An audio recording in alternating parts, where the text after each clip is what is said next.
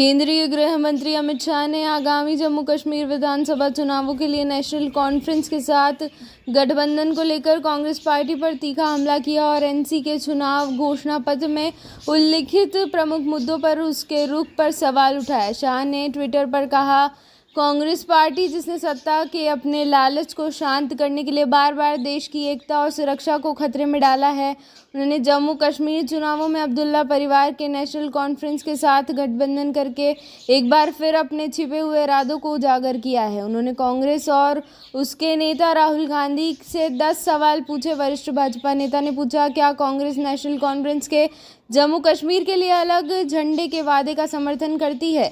शाह की प्राथमिक चिंताओं में से एक नेशनल कॉन्फ्रेंस की धारा 370 और 35A को बहाल करने की प्रतिज्ञा थी, जो जम्मू कश्मीर को विशेष स्वायत्तता प्रदान करने वाले प्रावधान थे। शाह ने सवाल किया कि क्या कांग्रेस पार्टी इस कदम का समर्थन करती है। उन्होंने सुझाव दिया कि यह क्षेत्र को अशांति और आतंकवाद के युग में वापस धकेल देगा।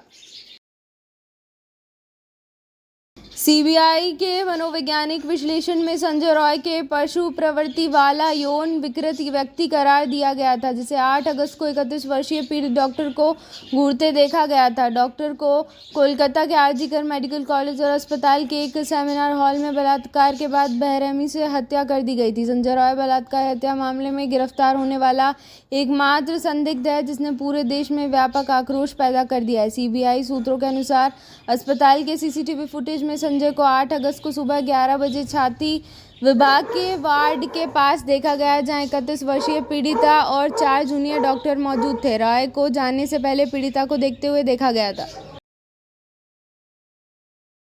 बॉम्बे हाईकोर्ट के मुख्य न्यायाधीश देवेंद्र कुमार उपाध्याय ने कहा कि अदालत किसी भी राजनीतिक दल या व्यक्ति को बदलापुर यौन उत्पीड़न मामले में विरोध में 24 अगस्त के महाराष्ट्र बंद को आगे बढ़ाने से रोकेगी।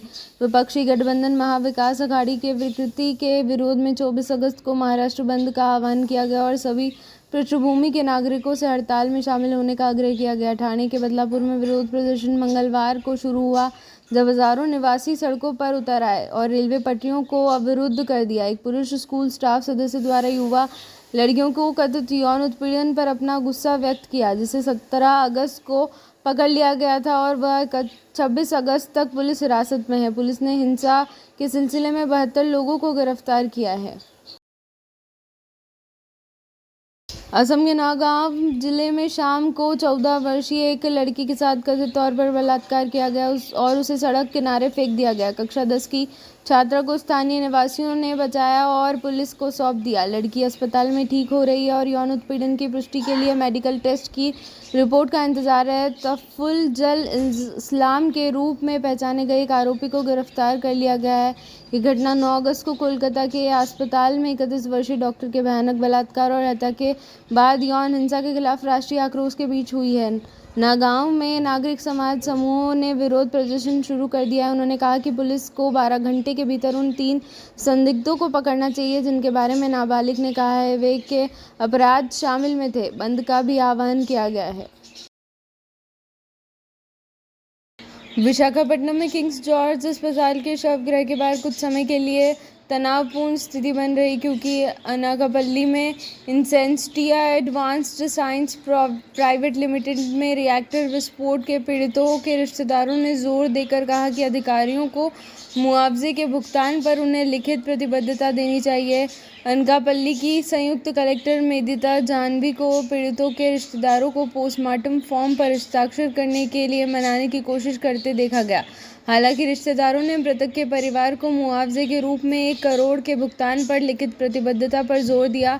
जाह्नवी ने कहा कि मुख्यमंत्री एन चंद्रबाबू नायडू ने आश्वासन दिया था कि वह मुआवजे की घोषणा करेंगे। हालांकि रिश्तेदार नरम नहीं पड़े। मकपा अनाकापल्ली जिले समिति के सचिव के लोकसभा लोकनाथम ने दुर्घटना के बाद श्रमिकों को बचाने में विफल रहने के लिए कंपनी प्रबंधन की आलोचना की। कंपनी को स्थिति से निपटने के लिए एक संपर्क अधिकारी नियुक्त करना चाहिए था।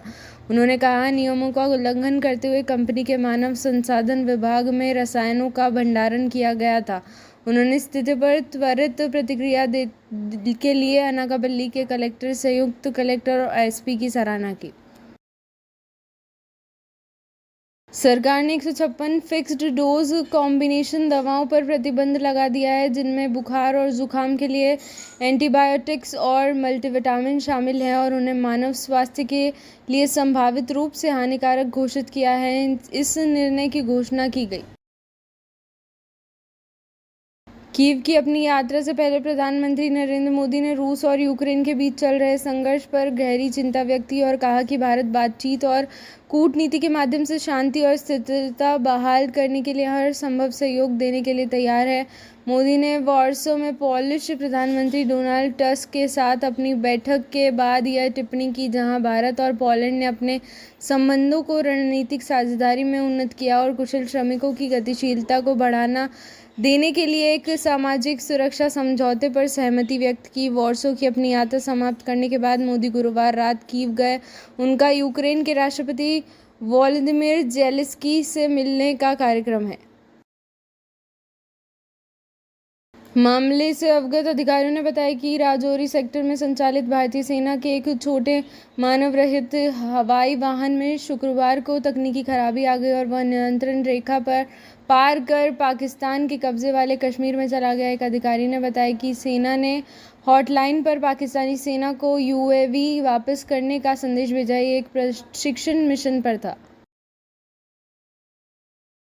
अमेरिका और ईरान के बीच संबंध दशकों से संघर्ष से भरे हुए हैं, लेकिन डोनाल्ड ट्रंप के प्रशासन के दौरान यह काफ़ी खराब हो गया। ट्रंप ने ईरान के खिलाफ सख्त रुख अपनाया और 2018 में संयुक्त व्यापक कार्य योजना से अमेरिका को वापस ले लिया, जिसका उद्देश्य ईरान की परमाणु क्षमताओं को सीमित करना था। पूर्व डिप्टी सीएम और आप नेता मनीष सिसोदिया ने दिल्ली के मयूर विहार फेज 1 में पदयात्रा की।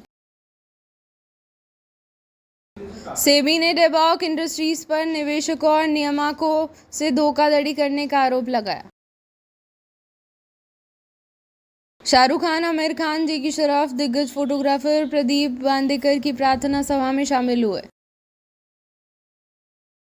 भूपेंद्र हुड्डा ने विनेश फोगाट के कांग्रेस में शामिल होने की अटकलों को खारिज किया। आईएमडी ने आज के लिए मुंबई, ठाणे, पालघर, रायगढ़, रत्नागिरी, पुणे, सतारा, अमरावती, भंडारा, गोंदिया और चंद्रपुर के लिए ऑरेंज अलर्ट जारी किया है। मणिपुर के बिष्णुपुर जिले के वेनम, कियाऊ, मॉनिंग और अयोप्पा खून के सामान्य क्षेत्र में हथियार और गोला बारूद की मौजूदगी की विशेष खुफिया सूचना पर कार्यवाही करते हुए असम राइफल्स और मणिपुर पुलिस ने 23 अगस्त को एक अभियान चलाया और एक AK ऑल सॉल्ट राइफल, एक 303 बोल्ट एक्शन राइफल, एक 9mm पिस्तौल, एक .32mm पिस्तौल, एक 12 बोर सिंगल बैरल बंदूक, 12 ग्रेनाइड गोला बारूद और युद्ध के सामान बारूद किए बरामद सामान मणिपुर पुलिस को सौंप दिया गया है। भारत और अमेरिका मिलकर एक ऐसी ताकत है जो दुनिया में शांति, समृद्धि और स्थिरता सुनिश्चित कर सकती है। बात रक्षा मंत्री राजनाथ सिंह ने 22 अगस्त 2024 को अमेरिका की 4 दिवसीय यात्रा पर वाशिंगटन पहुंचने के बाद भारतीय प्रवासियों से बातचीत करते हुए कही। उन्होंने भारत और अमेरिका को स्वाभाविक सहयोगी बताया, जो मौजूद साझेदार बनने के लिए किस्मत में है और यह सहयोग लगातार बढ़ रहा है। उन्होंने इस तथ्य पर फिर से जोर दिया कि प्रधानमंत्री नरेंद्र मोदी के गतिशील नेतृत्व में वैश्विक मंच पर भारत का कद बढ़ा है। उन्होंने कहा कि पहले अंतर्राष्ट्रीय मंचों पर भारत की बातों पर ध्यान नहीं दिया जाता था, लेकिन आज पूरी दुनिया ध्यान से सुनती है।